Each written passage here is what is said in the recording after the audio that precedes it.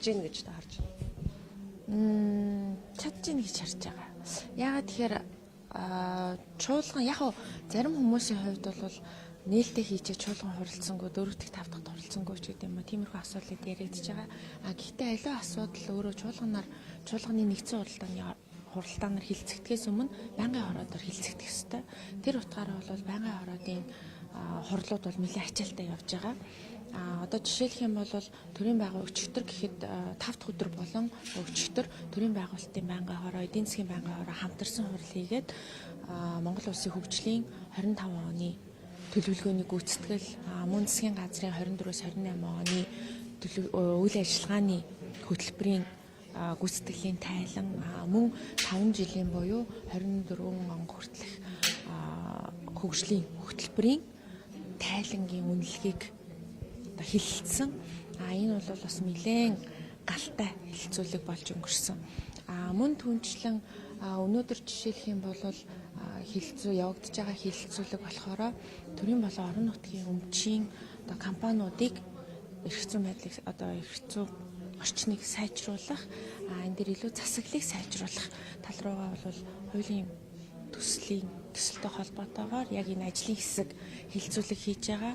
Энэ дээр бас нөгөө гадны экспертүүд ирээд ингээ хамтдаа хэлэлцүүлэг хийгээ явж байна.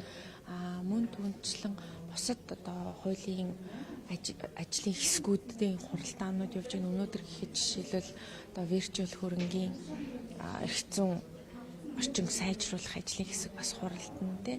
Энэ мэдчлэн бол яг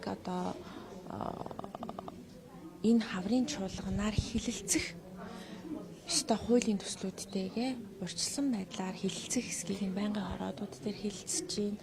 Мөн түнчлэн энэ гүйцэтгэлийн үнэлгээний тайлангууд чинь буцаад бид нар энэ хаврын чуулганаар яг гол төсвийн гүйцэтгэл тийм ээ яг энэ хөгжлийн хөтөлбөрийн чин чуулганаар олж хилэлцүүлэгдэн шүү дээ. Тэгэхээр энэ болгон дээр бол байнгын хороод яг ингээд өдөр болгон ажиллагаатайгаар ажлын хэсгүүд бас өдөр болгон ажиллагаатайгаар явж байна. Тэгэхээр энэ нь бол яг хаврын чуулганаар хилэлцэх чагсаалтанд орсон хуулийн төслүүд болон тэр төсөл хөтөлбөрүүд гүйцэтгэлийн тайлангуудын тухайд бол урьдчилсан байдлаар хэлцээд явж байгаа гэсэн үг. Тэгвэл ардчилсан намын бүлгийн хуралдаан дээр Монгол Улсын эдийн засаг хавар улам хэцүү байдалд ороод магадгүй дефолт зарлах хэмжээнд хүрч болцсошгүй гэдэг зүйлийг хэлж ирсэн. Танай намын хувьд яг энэ дээр яг ямар байр суурьтай байгаа вэ? Ер нь Монгол Улсын эдийн засаг өнөөдөр яг ямар түвшинд байна? Тэгэхээр ер нь бол төсвийн доктортой байдлын зөвлөл болон Монгол банкнаас өнгөрсөн жил ч гэсэн анхааруулж хэлж ирсэн нөхцөл байдлууд бол үүсэж байна л да. Тэгэхээр үүн дээр бол яг дефолт зарлах хэмжээнд ч гэдэг юм уу төсвийн тодтгол хийх хэмжээнд бол арай очоогүй байна гэж томтол бас харж байна. Яг миний хувьд бол яг макро эдийн засагч биш учраас яг хувь хүний бодол гэж хэлэхэд бол хэцүү байна. Тэгвэл эрдэмтдийн болон Монгол банкны мөн төсвийн доктортой байдлын зөвлөлийн хэлж байгаа өгж байгаа мэдээллүүд дээр суйрлаад үзэх юм бол бид нар мэдээж хит өөдрөг төсвсөн төсөв мөн үүн дээрээ гадаад тэмцэл буюу тийм экспорт импортын харьцаа энэ тал дээр бол бас бодлогын арга хэмжээнүүдийг авах ёстой юм байна. Энэ талаасаа бол сангийн яамнаас бас тодорхой хэмжээнд мэдээлэл өгч их хурл руу ч гэсэн асуудлуудыг оруулж ирэх болов гэдэг хүлээлттэй байна. Хэрвээ эдийн засаг цаашдаа хүндрээд хэмнэлт хийх хэрэгтэй гэвэл хэмнэлтийг яг хаанаас хийх хэрэгтэй вэ? Эсвэл иргэдийнхээ татварыг нэмээд авах юм уу тий? Яг яах вэ?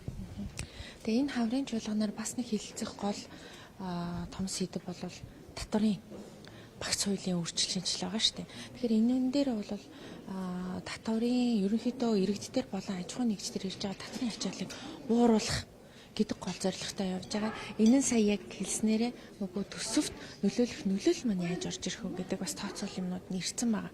Тэгэхээр төсөв бол мэдээж огцом буурах ч гэдэг юм уу тийм асуудал бол үүсэхгүй байх.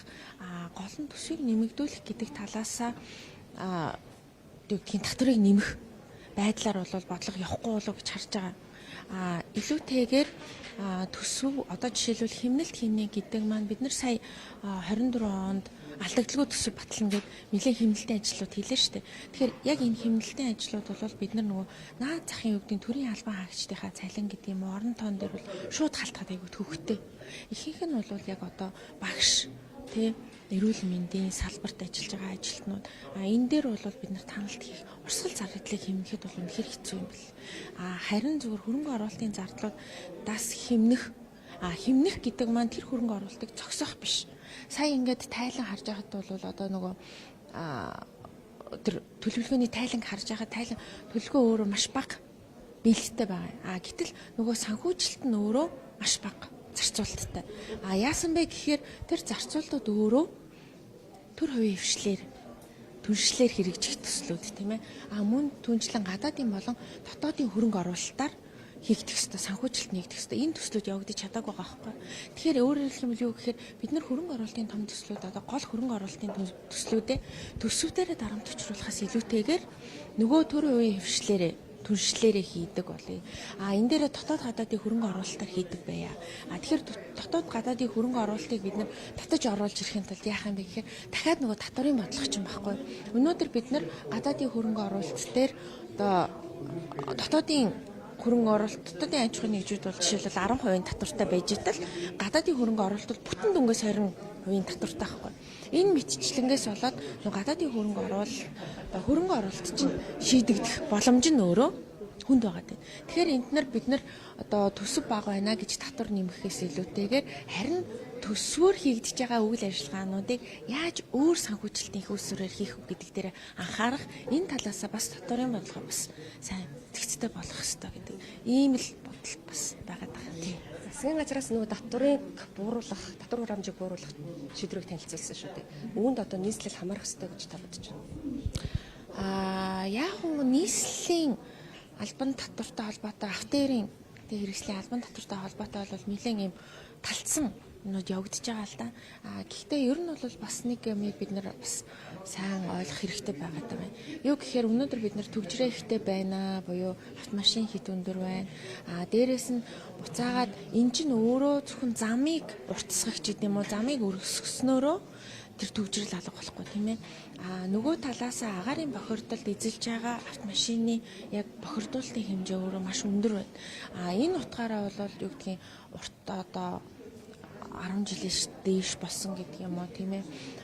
Буцаагаад одоо яг хотын төвөөр тодорхой хэмжээнд бүх машинууд дамжиж гарах ёстой юу гэдэг энэ асуудал дээр бол бас яг одоо хөгжингүү орнууд болон одоо том хотууд бол яалтч байхгүй яг энэ татварын арга хэмжээг авдаг байгаа байхгүй. Тэгэхээр энийг бол бид нар нэг